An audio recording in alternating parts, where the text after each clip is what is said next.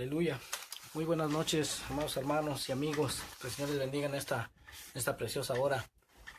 Nuevamente estamos con ustedes para compartir la segunda parte, amén, de este estudio que iniciamos el domingo pasado. La segunda parte de la verdad bíblica acerca de la Navidad y Año Nuevo. El Señor les bendiga a todos y cada uno de los hermanos que se está conectando en esta hora. Vamos a disponernos para dar inicio a esta segunda parte de este estudio. Primero vamos a orar, vamos a darle gracias al Señor y pedirle que Él sea el que nos abra los ojos del entendimiento para poder entender esta verdad bíblica. Padre bendito, en el nombre de Jesús, Señor, nos acercamos a ti en esta hora, primeramente declarándonos necesitados. Dios eterno, te pedimos que seas tú a través de tu Santo Espíritu, hablando a nuestras vidas, guiándonos a través de tu verdad, enseñándonos todas las cosas, oh Dios, Señor, para que tu pueblo, Señor, sea bendecido, que obtenga ese conocimiento, Señor, aleluya, porque tu palabra declara que tu pueblo es destruido por falta de conocimiento, Señor. En el nombre poderoso de Jesús, venimos atando todo estorbo que el enemigo quiera poner en frente nuestro, Señor, tratando de evitar que tu pueblo conozca tu verdad, pero en el nombre de Jesús lo atamos de pies y manos, lo echamos fuera, declarando que no tiene arte, no tiene parte. Nuestras vidas lo hacemos polvo, todo plan diabólico de destrucción, en el nombre de Jesús, y al final, Señor, toda la gloria y toda la honra sea dada a ti, Señor, en el nombre de Cristo Jesús. Gracias, Dios eterno. Amén, amén y amén. Bueno, ya sin más preámbulos, vamos a iniciar con esta segunda parte de este estudio. Nuevamente este estudio fue hecho bilingüe, pero solamente lo vamos a estar compartiendo en español en esta noche. Amén. Y como ya hemos visto que de acuerdo a las escrituras, amén, hemos entendido y comprendido en el tema pasado que la celebración de cumpleaños es una celebración pagana, amén. Si no has visto la primera parte, te invitamos a que la busques en nuestro perfil, la primera parte, o también está disponible ya en YouTube. Pero ahora vamos a pasar al siguiente punto de esta serie de estudios sobre la Navidad y el Año Nuevo, y es el saber si Jesús verdaderamente nació un 25 de diciembre como se nos ha enseñado por muchos años por la religión tradicional, pero no para celebrar su cumpleaños en el día correcto, porque como ya aprendimos en el tema pasado, la celebración de cumpleaños es una celebración totalmente pagana, amén, como lo pudimos constatar basado en las propias escrituras, sino que vamos a conocer esto para saber si la Navidad, tal y como se celebra hoy, tiene algo que ver con el nacimiento de Jesús o verdaderamente tiene que ver con otra celebración pagana, ¿sí? Que fue disfrazada como una celebración cristiana y como si hubiera sido ordenada por Dios. Pero eso lo vamos a ver a través de las escrituras, no a través de lo que yo piense, de lo que yo diga, no. Aquí lo que importa es lo que Dios dice en su palabra, amén. Porque dice la palabra del Señor que sea todo hombre mentiroso y Dios veraz. Entonces, como he dicho anteriormente, la fecha del nacimiento del Señor Jesús no está muy clara en las escrituras, por lo que hay que realmente, hay que excavar, hay que escudriñar para poder hallar esa fecha. Ahora, sabemos por las mismas escrituras que Juan el Bautista, quien de hecho es o fue primo del Señor Jesús, él nació 6 meses antes que Jesús. Y vamos a partir precisamente de ahí, del nacimiento de Juan el Bautista, para de esa manera poder encontrar la fecha del nacimiento del Señor Jesús. Y para eso tenemos que empezar pues por el padre de Juan el Bautista, cuál fue el sacerdote Zacarías, para saber cuándo es que él estaba sirviendo en el templo y cuando un ángel del Señor se le apareció para anunciarle el nacimiento de su hijo Juan. Amén. Y eso lo encontramos en el Evangelio de Lucas, capítulo 1, verso 1. Dice, puesto que ya muchos han tratado de poner en orden la historia de las cosas que entre nosotros han sido ciertísimas, tal como nos lo enseñaron los que desde el principio lo vieron con sus ojos, y fueron ministros de la palabra.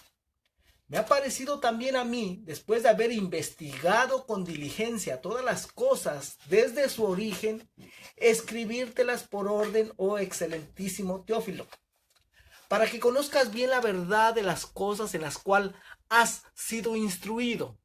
Dice, verso 5, hubo en los días de Herodes, rey de Judea, un sacerdote llamado Zacarías, de la clase de Abías. Eso es muy importante. Necesito que te memorices eso, la clase de Abías. Dice, su mujer era de las hijas de Aarón y se llamaba Elizabeth. Ambos eran justos delante de Dios y andaban irreprensibles en todos los mandamientos y ordenanzas del Señor. Pero no tenían hijo, porque Elizabeth era estéril y ambos eran ya de edad avanzada. Aconteció que ejerciendo Zacarías el sacerdocio delante de Dios según el orden de su clase, conforme a la costumbre del sacerdocio, dice, le tocó en suerte ofrecer el incienso, entrando en el santuario del Señor, y toda la multitud del pueblo estaba afuera orando a la hora del incienso. Y se le apareció un ángel del Señor puesto en pie a la derecha del altar del incienso, y se turbó Zacarías al verle, y le sobrecogió temor. Pero el ángel le dijo, Zacarías, no temas, porque tu oración ha sido oída y tu mujer Elizabeth te dará a luz un hijo y llamará su nombre Juan. Ahora, como te vuelvo a repetir, es importante saber a qué clase pertenecía Zacarías. Y dice, como pudimos leer, dice que pertenecía a la clase de Abías. Ahora, en el tiempo del rey David, el rey David ordenó el orden en que los sacerdotes iban a servir ya en el templo que iba a edificar su hijo Salomón. Él antes de morir, él dejó todo ordenado, ¿sí? Él incluso dio los materiales para la construcción del templo, organizó todo lo que era el trabajo sacerdotal, cómo es que se iba a estar sirviendo, los cantores y todo eso. Bueno, ahora vamos a ir a una cita en donde nos dice en qué turno le tocaba servir a esta clase de Abías, amén, a la cual pertenecía el sacerdote Zacarías, padre de Juan. Y se encuentra en Primera de Crónicas 24, capítulo 24, verso 7. Dice, la primera suerte tocó a Joairib, la segunda a Jedaías, la tercera a Harim, la cuarta a Seorim, la quinta a Malquías, la sexta a Mijamín, la séptima a Cos y la octava a Abías. Esa es la que nos importa a nosotros, ¿sí? La octava clase a Abías, a la cual pertenecía Zacarías. Gloria al nombre del Señor. Entonces, pero eran en total, había un total de 24 turnos, ¿ok? Y cada una de las 24 divisiones servía durante una semana a la vez, por lo que estaban asignados a desempeñar su responsabilidad pues 2 veces al año, ¿sí? Si son 24 y cada clase servía o cada turno servía por una semana, siendo 52 semanas en el año, entonces tenían que servir 2 veces al año. Pero seguramente todo el sacerdocio también servía en las temporadas de fiesta, cuando el pueblo ofrecía miles de sacrificios, como por ejemplo la Pascua, que en hebreo se le llama Pesaj, Pentecostés, en la fiesta de Pentecostés, en Shavuot, y en Tabernáculos, la fiesta de Sukkot. Esas eran las 3 fiestas más importantes, amén. Y entonces, ahora vamos a ver cuándo es que empezaba a servir la primera clase, en qué mes del año empezaba a servir esta primera clase. Pero recordemos que esto sucedió en Israel. E Israel se rige por el calendario hebreo, el cual es diferente al calendario gregoriano que usamos acá en Occidente, ¿sí? Para esto necesitamos saber cuál es el primer mes del año en el calendario hebreo, ¿ok? Y eso lo encontramos en el libro de Éxodo, capítulo 12, verso 1. Dice, habló Jehová a Moisés y a Aarón en la tierra de Egipto, diciéndoles, este mes os será principio de los meses para vosotros. Este es el primero en los meses del año. ¿Sí? Y Éxodo 13:3 dice, y Moisés dijo al pueblo, tened memoria de este día en el cual habéis salido de Egipto de la casa de servidumbre, pues Jehová os ha sacado de aquí con mano fuerte, por tanto no comeréis leudado, vosotros salís hoy en el mes de Aviv. Oiga, entonces es en el mes de Aviv. La siguiente cita que te voy a presentar está en el libro de Esther. Este libro de Esther fue escrito, de hecho, mientras el pueblo de la casa de Judá más bien, estaba en cautiverio en Babilonia, ¿sí? Y cuando ellos estuvieron en Babilonia, este calendario, hermano, fue trastocado. Este calendario, cuando una vez que regresaron, todos los meses del calendario ya eran meses babilónicos, ¿sí?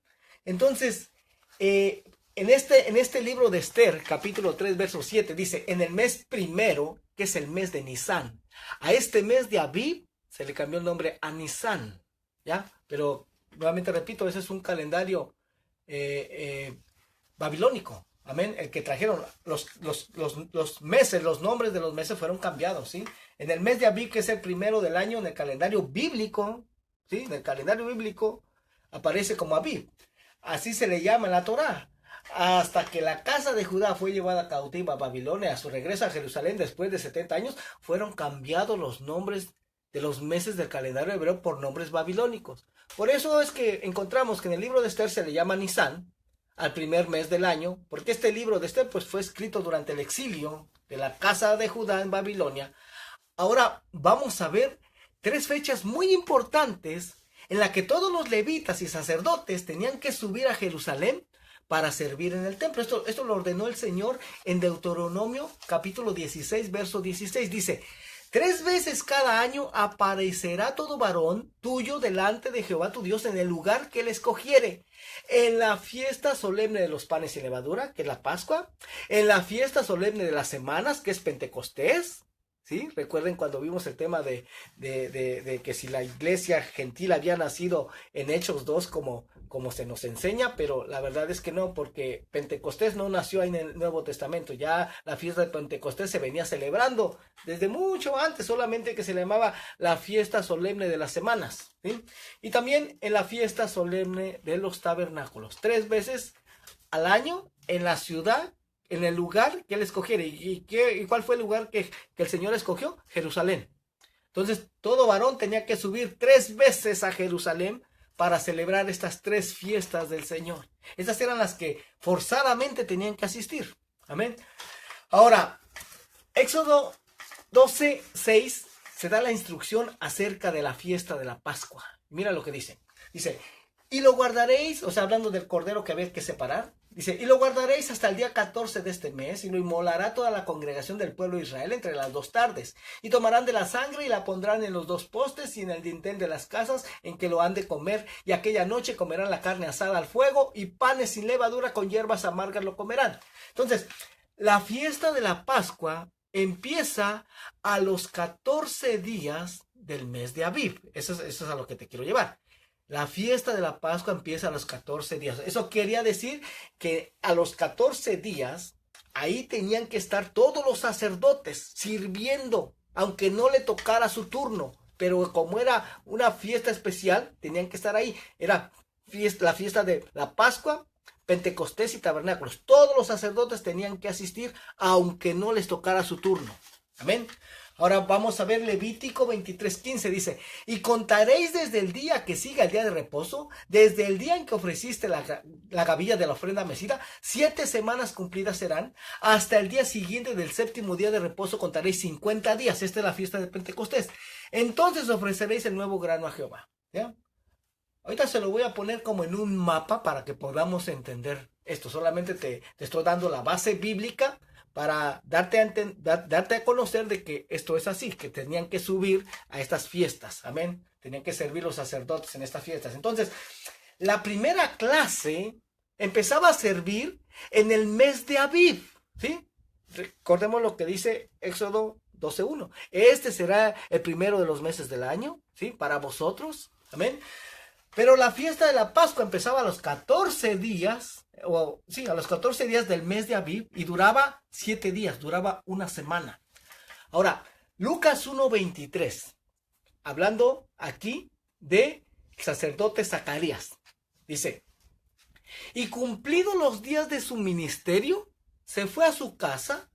Después de aquellos días concibió su mujer Elizabeth y se recluyó en casa por 5 meses. O sea, después de que el sacerdote Zacarías cumplió su labor en Jerusalén para servir en el templo, él regresó a su casa y fue cuando concibió su mujer. Amén. Ahora, Lucas 1:26, ¿sí? Dice, ¿al sexto mes de qué? Al sexto mes de que Elizabeth había concebido. Dice, al sexto mes, el ángel Gabriel fue enviado por Dios a una ciudad de Galilea llamada Nazaret, a una virgen desposada con un varón que se llamaba José, de la casa de David, y el nombre de la virgen era María. En español aparece María, pero de hecho en hebreo aparece como Miriam. Amén. Dice, y entrando el ángel en donde ella estaba, dijo, salve, muy favorecida, el Señor es contigo, bendita tú entre las mujeres. Mas ella, cuando le vio, se turbó por sus palabras y pensaba, ¿qué salutación sería esta? Entonces el ángel le dijo, María, no temas, porque has hallado gracia delante de Dios.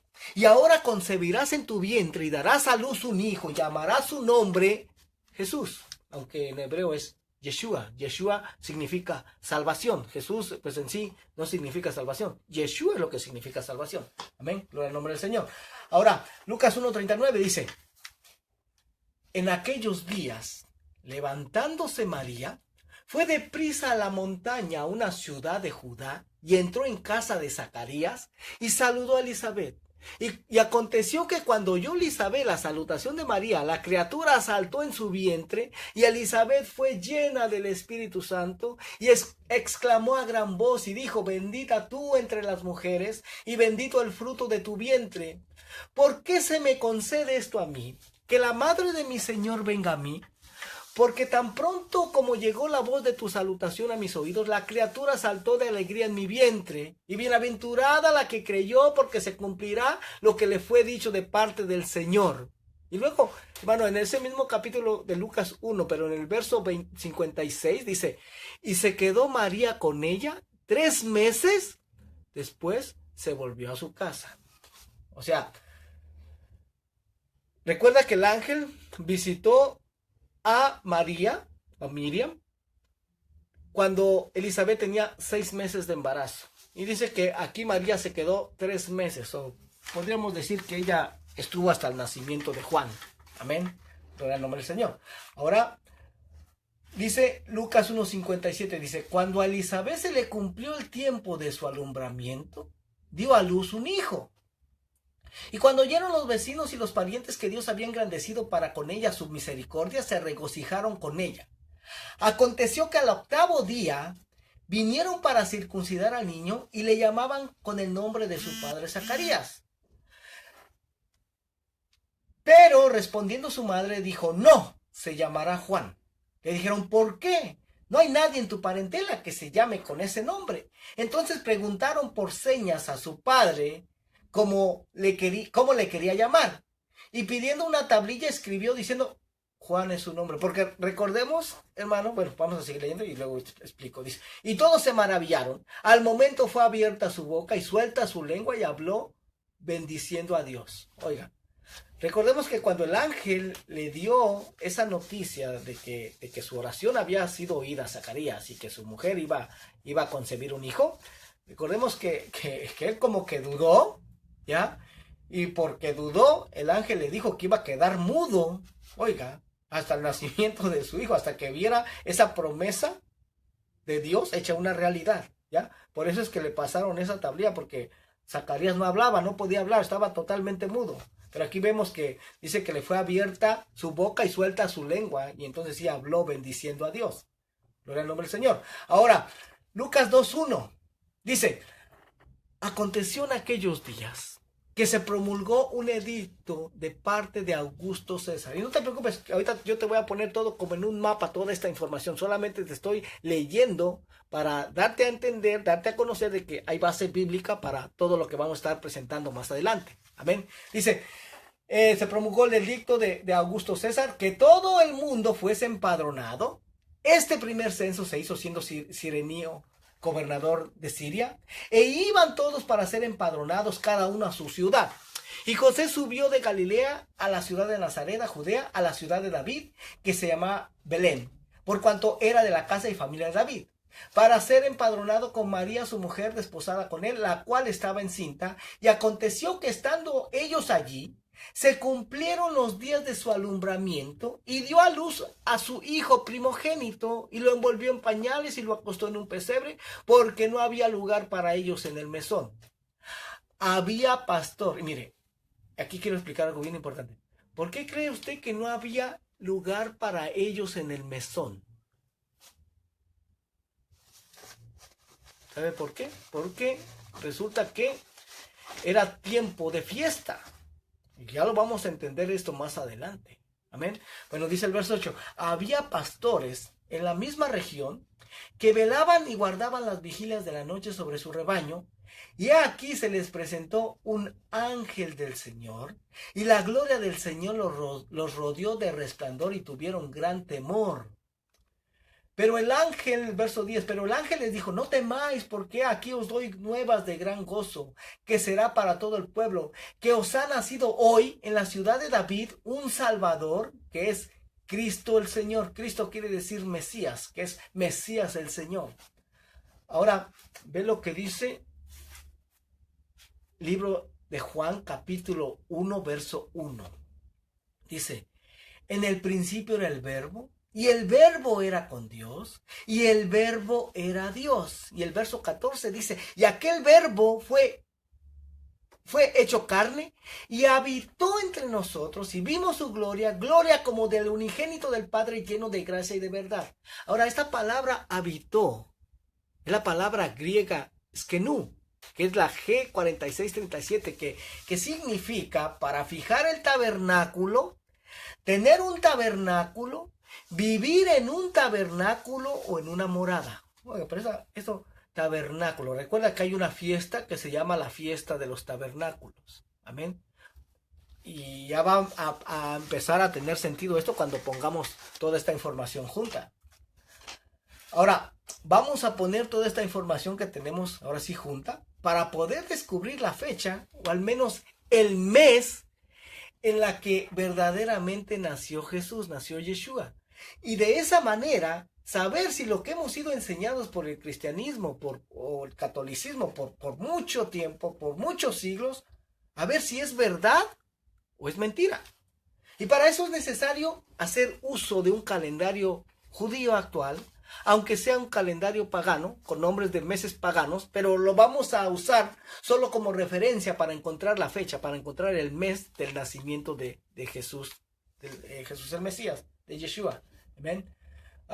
Ok, aquí está este calendario, te puse solamente los nombres de los meses, no están en orden, no están en orden estos meses, ¿sí? Pero vamos a empezar en el número 7, ¿sí? Dice que es el mes de Nisan. Acordémonos que eso es lo que dice Éxodo 12:1, que el mes, o también es llamado mes de Abib. El mes de Abib es el primero de los meses del año, ¿sí? Ahora, ¿cuándo es que si lo transportamos al calendario gregoriano que nos ordenó el Papa Gregorio en 1582, si lo transportamos a ese calendario, ¿qué mes corresponde? Bueno, el mes de Abib corresponde al mes de marzo o al mes de abril de nuestro calendario, ¿sí? Ahora, recordemos que ahí, lo que leímos también en Éxodo 12, Éxodo 13, ahí se iba a celebrar la fiesta de la Pascua, Pesaj, ¿sí? Y la fiesta de los panes sin levadura. Recordemos que esa fiesta duraba 7 días. Amén. Entonces, fíjate, si ahí tenían que servir todos los sacerdotes, ahí tenía que estar también Zacarías. en esa fiesta de la Pascua. Amén. Entonces podemos decir que en ese mes se servían 3 clases, porque a la mitad del mes, al 14 de Aviv, ahí tenían que servir todas las clases. Ya después solamente servía la clase a la cual le correspondía servir en esa fecha. Entonces podemos decir que ahí servían en ese mes de Aviv 3 clases, ¿verdad? Después pasamos al otro mes, Iyar, que también cae entre abril o mayo. Ahí servían otras 4 clases, o sea, un total de 3 clases, ¿va? 4 semanas por mes. Después venía el siguiente mes de Sivan, que cae entre mayo o junio. Ahí lo que pudimos leer también en la escritura, que se contaban 7 semanas, amén, para la fiesta de Pentecostés. Nuevamente tenían que servir todos los sacerdotes, amén, todos los sacerdotes. Recordemos que la clase de Abías le correspondía el 8º turno. Amén. Ya en el mes de Iyar llevábamos ya 7 turnos, 7 clases. Ahora, acá en Sivan, ahí le tenía que tocar servir a la clase de Abías, a Zacarías nuevamente. Claro que ahí servía 2 veces, ¿sí? Servía la semana que le correspondía a él y servía también la fiesta de Pentecostés. En ese mes, en Sivan, ¿sí? Debió haber servido ahí por 2 semanas debido a esta fiesta. Ahora ya en el mes de Tamuz, podemos decir, ahí fue donde regresa Zacarías a casa. El mes de Tamuz cae entre junio o julio. Ahí es donde regresa Zacarías a casa, ¿sí? Ahora, leímos en Lucas, ¿sí?, que cuando él regresó, su mujer concibió. O sea, que haz de cuenta que Zacarías ahí, donde puso el ojo, puso la bala. Amén. Entonces contemos de ahí, del mes de Tamuz, ¿sí? Ahí su mujer queda embarazada. Mes de Av, que aparece ahí con el número 11. Mes de Elul. Mes de Tisrei. Mes de Hesban. Mes de Kislev. Mes de Tebet. Ahí en mes de Tebet, si cuentas Av 1, Elul 2, Tisrei 3, Hesban 4, Kislev 5, Tebet 6. A los 6 meses dice que María es visitada por un ángel, lo que leímos en Lucas 1:26. ¿Sí? A los 6 meses María es visitada, y entonces María llega a visitar, ya lo que leímos en Lucas, ¿sí?, que al oír la salutación, el baby en el vientre de Elizabeth saltó de alegría. Amén. Ahí son 6 meses y es el primer mes de embarazo de María. Ahora ahí ya está muy fácil. Recordemos que Juan era 6 meses más grande, ¿sí?, que Jesús. Entonces, si ahí es el primer mes de embarazo, entonces lo único que tenemos que contar son 9 meses, ¿sí? Tebet es el primer mes. Shevat es el primer mes. Ya. Shevat es el primer mes. Adar, segundo. Nisan, 3. Ibar, 4. Sivan, 5. Tamuz, 6. Ab, 7. Elul, 8. Tisrei, 9. ¿Ya? Tisrei. O sea que, y en Tisrei cae aproximadamente entre septiembre u octubre. Y es ahí en donde se celebra la fiesta de los tabernáculos. Oiga, por eso te dije que era importante saber eso. En el libro de Juan, capítulo 1, verso 1. Dice, en el principio era el verbo, y el verbo era con Dios, y el verbo se hizo carne, el verso 14, y habitó entre nosotros, tabernaculizó con nosotros, ¿sí? Ahí está muy claro. Jesús nació en una fiesta de los tabernáculos, y la fiesta de los tabernáculos se celebra entre septiembre u octubre. Amén. La palabra de Dios no se equivoca, ¿sí? Jesús nació en una fiesta de los tabernáculos. Que toda la vida de Jesús, hermano, tiene que ver con las fiestas estipuladas por el Señor, ¿ya? Así como su muerte fue en la Pascua, en Pesaj, cuando se ofrecía el cordero, aleluya.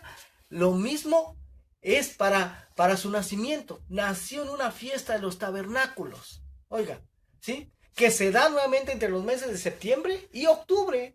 Así que podemos decir la escritura en Juan 1:14, y aquel verbo fue hecho carne y tabernaculizó entre nosotros y vimos su gloria, gloria como del unigénito del Padre, lleno de gracia y de verdad. Es imposible que Jesús naciera un 25 de diciembre, porque como leímos en Lucas 2:8, dice que había pastores en la misma región que velaban y guardaban las vigilias de la noche sobre su rebaño. Pero resulta que en Israel, en diciembre, ya no hay pastores afuera porque es invierno. Bueno, y entonces, ¿de dónde vino toda esta tradición de la Navidad, el árbol de Navidad, Santa Claus, los regalos, etcétera? ¿De dónde vino todo esto que se nos ha enseñado? La palabra Navidad, de hecho, quiere decir nacimiento. Es decir, en esta fecha se celebra el nacimiento de alguien. Y la cultura cristiana, ya desde hace siglos, que viene enseñando que el nacimiento del Mesías, Yeshua, Jesús, fue un 25 de diciembre. Pero, ¿por qué se celebra el nacimiento de Jesús, de Yeshua, un 25 de diciembre? Bueno, para esto, vamos a ver qué nos dice una de las mejores enciclopedias acerca del origen pagano de la Navidad. Tú puedes ir a Wikipedia, ¿ya? Ahí solamente ingresa Navidad y ahí te va a salir toda esta información, hermano. Yo toda esta información que te voy a presentar la tomé de ahí, de Wikipedia. Amén. Dice que los orígenes de la Navidad se ubican en el amanecer de la humanidad. Los días que seguían al solsticio de invierno desde el 21 de diciembre, los cuales han tenido siempre una significación particular en la adoración de los dioses del sol. Algunas culturas creían que el dios del sol nació el 21 de diciembre, el día más corto del año, y que los días se hacían más largos a medida que el dios se hacía más viejo. En otras culturas se creía que el dios del sol murió ese día, solo para volver a otro ciclo. En la mitología céltica, el dios del sol era crucificado 3 días después del solsticio de invierno, 21 más 3, 24 de diciembre. El dios resucitó entre los muertos. Se dice que este era el origen de la cruz céltica, simboliza el dios del sol en la cruz, 1000 años anterior al cristianismo. En el contexto del cristianismo, la Navidad fue formada en la edad del Imperio Romano. Ay, eso ya me... Hermano, simplemente después de estar descubriendo todo lo que sucedió con el Imperio Romano, hermano, ya cualquier cosa que aparezca ahí el nombre Roma, ya me es sospechoso, hermano. Ahora sí que hay monje escondido ahí, ¿ya? Los romanos honraban a Saturno, oiga, el antiguo dios de la agricultura.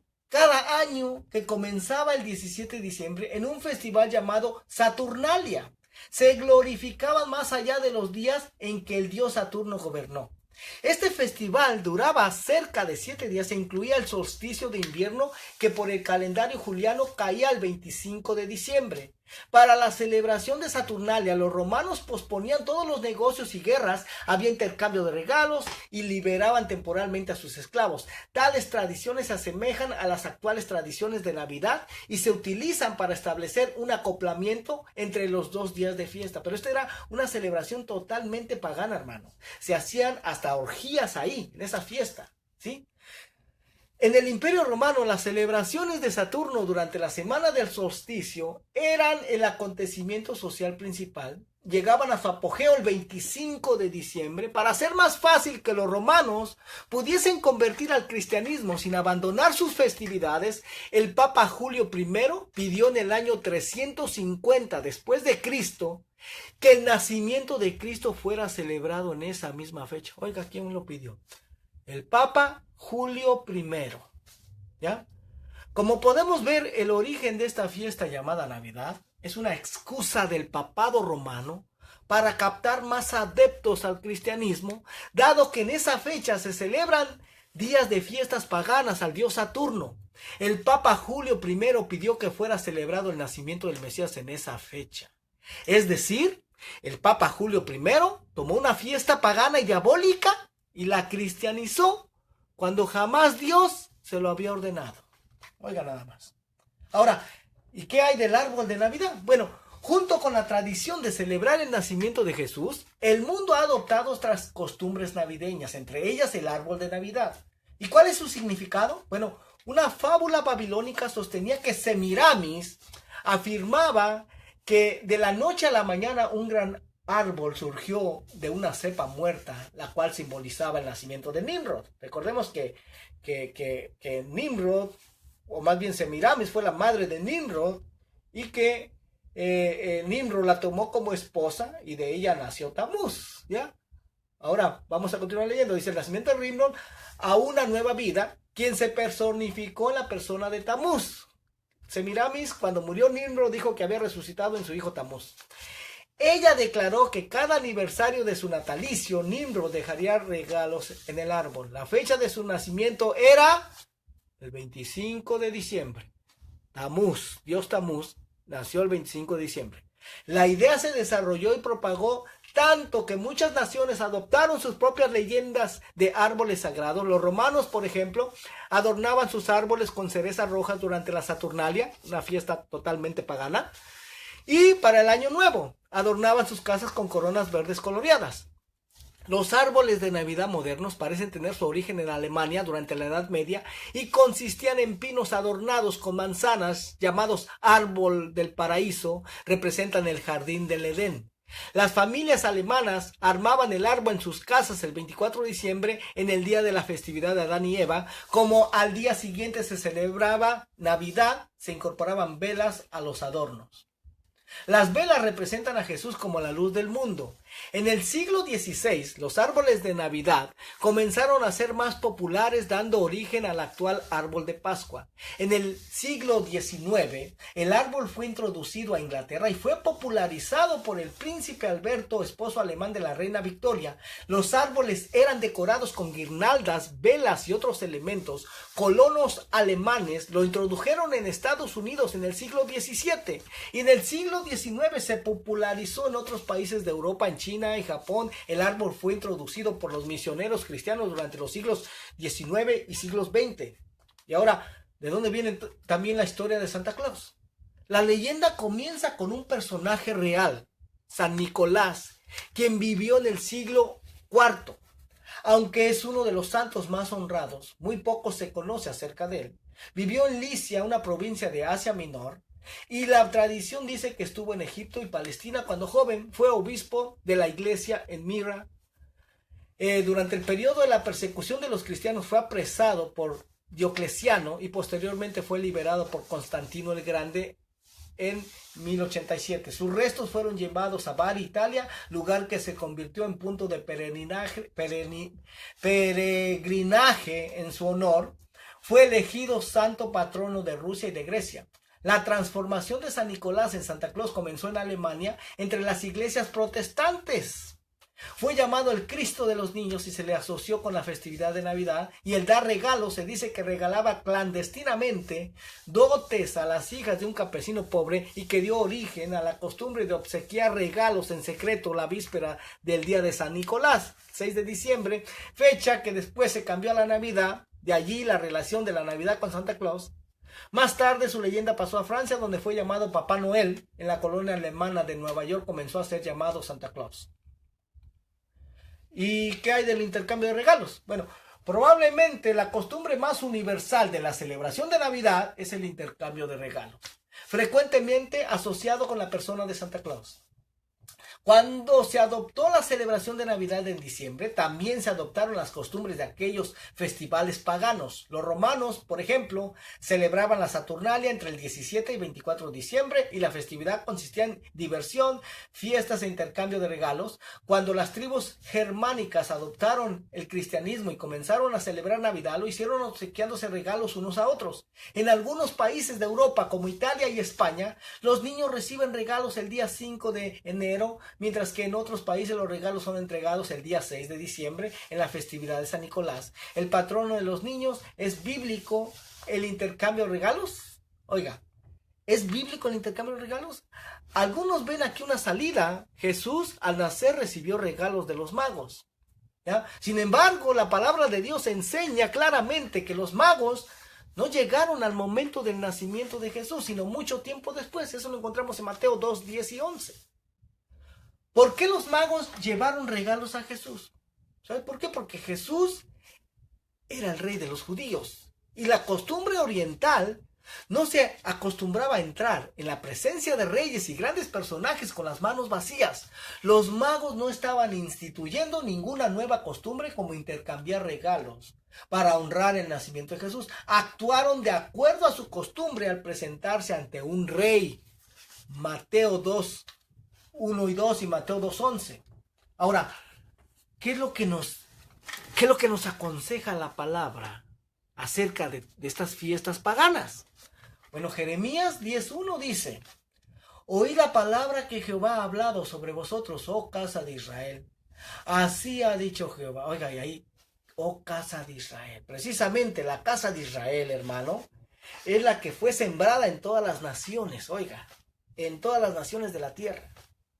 Dice el verso 2, así dijo Jehová, no aprendáis el camino de las naciones, ni de las señales del cielo tengáis temor, aunque las naciones las teman, porque las costumbres de los pueblos son vanidad. Oiga, dice, porque el leño del bosque cortaron, obra de manos de artífice con buril, con plata y oro la adornan, con clavos y martillo lo afirman para que no se mueva. Ahí está hablando, hermano, del árbol de Navidad, muy claramente. Dice el verso 5, derechos están como palmera y no hablan, son llevados porque no pueden andar. No tengáis temor de ellos, porque ni pueden hacer mal, ni para hacer bien tienen poder. No hay semejante a ti, oh Jehová. Grande eres tú y grande tu nombre en poderío. ¿Quién no te temerá, oh Rey de las naciones? Porque a ti es debido el temor, porque entre todos los sabios de las naciones y en todos sus reinos no hay semejante a ti. Todos se infatuarán y entontecerán. Enseñanza de vanidades es el leño. Traerán plata batida de Tarsis y oro de Ufaz, obra del artífice y de manos del fundidor. Los vestirán de azul y de púrpura, obra de peritos es todo. Mas Jehová es el Dios verdadero. Él es Dios vivo y Rey eterno. Pero alguien pudiera decir aquí, ¿sí? Alguien pudiera decir aquí, lo más importante, sí, pero lo más importante es que nuestro Salvador, Yeshua, Jesús, nació. Y pues ya la fecha, pues esa ya no importa mucho. Y de hecho, sí, es así. Realmente es lo que más importa, que nuestro Salvador nació. Pero ojo con esto, que si no se estuviera celebrando el nacimiento de Jesús como la razón de la Navidad, pues entonces no habría ningún problema. Pero el problema es que, como aprendimos en la parte 1 de este estudio, la celebración de los cumpleaños entre los hijos de Dios, pues no es bíblica, sino por el contrario, es una celebración totalmente pagana, ¿sí?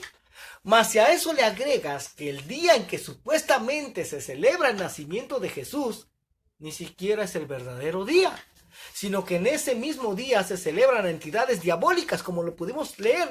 Se celebra Tamuz, el nacimiento de Tamuz, se celebra Saturno, ¿ya? Las cuales la Iglesia Católica Romana disfrazó de festividades cristianas, las cuales nunca ordenó Dios, y por lo tanto estos son mandamientos de hombres que han llegado a ser tradiciones y costumbres. Y lo tremendo de todo esto es lo que la palabra de Dios nos dice acerca de esto. Mira lo que nos dice la palabra de Dios. Marcos 7:5. El Señor Jesús, dice, le preguntaron pues los fariseos y los escribas a Jesús, ¿por qué tus discípulos no andan conforme a la tradición de los ancianos, sino que comen pan con manos inmundas? Respondiendo él les dijo, hipócritas. Bien profetizó de vosotros Isaías, como está escrito, este pueblo de labios me honra, mas su corazón está lejos de mí, pues en vano me honran, enseñando como doctrinas mandamientos de hombres, porque dejando el mandamiento de Dios, os aferráis a la tradición de los hombres, los lavamientos de los jarros y de los vasos de beber, y hacéis otras muchas cosas semejantes. Les decía también, bien invalidáis el mandamiento de Dios por guardar vuestra tradición. Oiga, o sea que muchos pueden decir que temen a Dios, pero que en realidad no conocen a Dios ni su palabra, y ni siquiera saben hacer diferencia entre un verdadero mandamiento de Dios y un mandamiento de hombres. Y terminan siguiendo y obedeciendo estos mandamientos de hombres y los establece como si Dios mismo los hubiera ordenado. Eso es lo que ha hecho la Iglesia Católica, ¿ya? Ha disfrazado estas fiestas paganas y las hace pasar como si verdaderamente Dios hubiera dado esos mandamientos. Oiga, nada más. Es lo que está sucediendo, ¿sí? Hay muchas iglesias protestantes, cristianas protestantes, hermano, actualmente, que siguen obedeciendo ese mandamiento de Roma. Oiga, aunque supuestamente ya hubo una separación, pero la verdad es que no. No es así. Todavía siguen guardando lo mismo que Roma nos ha heredado, ¿ya? Por eso te decía en un principio, yo ya, hermano, después de conocer esto y muchas otras cosas más, ya al oír Roma, hermano, ya me huele que hay algo turbio ahí, ¿ya? Ya me huele que hay algo turbio, ya sé que hay ahí monje escondido. Nombre del Señor. Ahora, Salmo 138, verso 2, mira lo que dice. Salmo 138, la segunda parte del verso 2, dice: ¿por qué has engrandecido tu nombre y tu palabra sobre todas las cosas? O sea, lo más grande para Dios es que se honre su nombre y se obedezca su palabra, que se obedezcan sus mandamientos, sus estatutos, sus leyes. Y estos los ha puesto sobre todas las demás cosas, incluso aún sobre los milagros. ¿Y por qué? ¿Por qué digo esto? ¿Por qué digo que aún sobre los milagros? ¿Sabes por qué? Porque actualmente existen muchas iglesias que se jactan en decir que en sus iglesias suceden muchos milagros y que eso significa o eso quiere decir que Dios se ha agradado de ellos, aunque celebren la Navidad. Pero estos ignoran lo que la misma Escritura declara. Mateo 7:21 dice: no todo el que me dice Señor, Señor, entrará en el reino de los cielos, sino el que hace la voluntad de mi Padre que está en los cielos. O sea, sino el que obedece los mandamientos de mi Padre que está en los cielos. Verso 22 dice: muchos me dirán en aquel día, Señor, Señor. Oiga, y ponga atención a lo que hacían estos. Señor, Señor, ¿no profetizamos en tu nombre? ¿Y en tu nombre echamos fuera demonios? ¿Y en tu nombre hicimos muchos milagros? Oigan lo que hacían. Estos profetizaban y se cumplía lo que profetizaban. Estos reprendían a Satanás y Satanás salía de esos cuerpos. Y además hacían muchos milagros. Oigan nada más. Pero vea lo que dice el verso 23. Y entonces les declararé, dice el Señor: nunca os conocí. Apartaos de mí, hacedores de maldad. Y esta palabra ya la hemos estudiado en estudios pasados. Palabra maldad es la palabra griega G458 y es la palabra anomía, que viene de la raíz de la palabra G459, que es la palabra anomos, que significa violación de la ley, transgresión de la ley. Oiga, y esto, bueno, te voy a presentar esta otra cita. Esta también ya la hemos visto. Primera de Juan 3:4, en donde el apóstol Juan nos da la definición de lo que es pecado. Dice: todo aquel que comete pecado infringe también la ley, pues el pecado es infracción de la ley. Oiga, pero si tú notas, esta palabra para infracción de la ley es la misma palabra G458, la misma que aparece en Mateo 7:23 acá arriba. De hecho, hasta hoy, cuando estaba poniendo junto todo este material, me di cuenta, no había captado eso. No había captado eso aquí en 1 Juan 3:4, que es la misma palabra griega que se tradujo, ¿ya? Y como ya hemos visto esta cita en estudios anteriores, y ya sabemos que el apóstol Juan está hablando de la única ley que existía en su tiempo, que es la ley de Moisés, entonces pecado es la infracción, es la transgresión de la ley de Moisés. Y algo muy interesante notar aquí, como ya dije, se traduce la misma palabra griega, G458, anomía o anomia, en ambas citas. Entonces en Mateo 7:23 el Señor Jesús va a rechazar a estos que cuando profetizaban algo, esto se cumplía. Echaban fuera demonios y sucedían muchos milagros cuando ellos oraban en el nombre de Jesús. Pero como transgreden la ley de Moisés, como decían, es que ya no estamos bajo la ley, estamos bajo la gracia. Como ya se envolvían en todas las costumbres y tradiciones del mundo, Que dicho sea de paso, esto está escrito en la ley de Dios dada a Moisés también, ¿sí? Aquí está, Deuteronomio 18:9. Lo vimos en el estudio pasado. Dice, cuando entres a la tierra que Jehová tu Dios te da, no aprenderás a hacer según las abominaciones de aquellas naciones. Entonces, cuando un hijo de